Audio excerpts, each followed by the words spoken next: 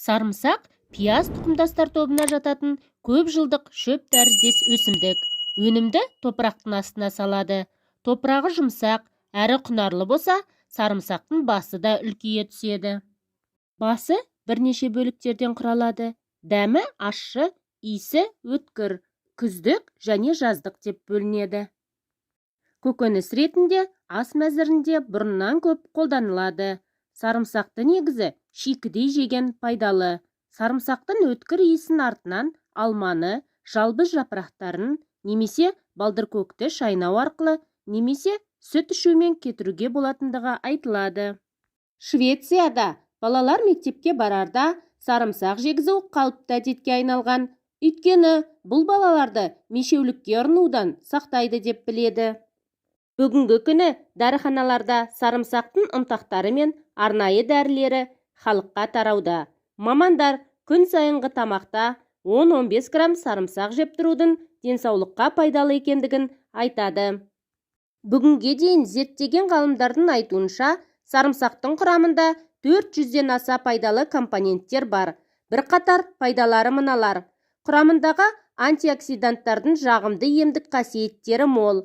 Қан қысымын төмендетеді, қабынуға қарсы, қан тамырлардың бітелуі мен ластануының, сондай-ақ ми ісігінің алдын алады. Иммунитетті нығайтады, организмді қоршаған ортаның зиянды әсерінен қорғайды, ағзадағы бактерияларды өлтіреді. Асқазан, ішек жолдарына, жүрек талма ауруларына ем, микробты болдырмайды, жараны тез жазады, ауруды басады, ішек құрттарды жояды, қақырықты түсіреді. А витаминозға өте пайдалы. Оның құрамындағы селен антиоксидантты құрамымен ерекшеленеді. Сарымсақ қанды тазалайды. Ол табиғи антибиотик болып табылады. Ертеде оба ауруына ұшырағандарды емдеуге баратын дәрігерлердің сарымсақ салынған суға батырылған дәкемен жүздерін орап алуы осы себепті деп білуде. Сарымсақ суық тиген ауруларға да таптырмайтын ем. Ол жүйке жүйесі бұзылғанда зәр жолдарын емдеуге, сондай-ақ организмді тазалауға пайдаланылады.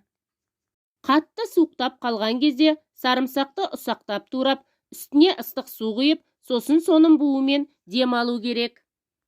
Тіс ауырған кезде сарымсақты қабығынан аршып алып, сонымен тістің қызыл етін сүртеді. Сүйел шыққан жағдайда ұсақталған сарымсақты азғантай балмен араластырып алып, әлгі жерге қалындап жағып, танып тастаған жөн. Радикулит асқынып кеткен кезде сарымсақ пен қара шамбырды, черная редька, үккіштен өткізіп алып, бір-бірімен жақсылап араластырып, белге тартады. Тағы бір әдісі, ұсақталған сарымсақты жұқа дәкеге салып, қашан қыздырғанша белге тартып байлап қояды.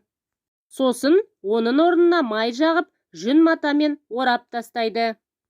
Гипертониялық аурулар кезінде қатарынан 2 күн 2-3 түйір сарымсақты ұсақтап турап алып, түнге қарай жейді. Сосын 2 апта үзіліс жасап барып, осы процедураны тағы бірнеше рет қайталайды. Тұмаудың алдын алу немесе ауыра қалған жағдайда емдеу үшін де күніне 2-3 рет мұрынға сарымсақтың суын тамызған жақсы. Қорыта келгенде, өзі бармақтай болғанымен, сарымсақтың емдік қасиеті мол. Нақты қандай ауруларға ем екендігі бүгінгі күні толық ашылды. Сарымсақты емге жаратыңыздар, онда 70 түрлі ем бар.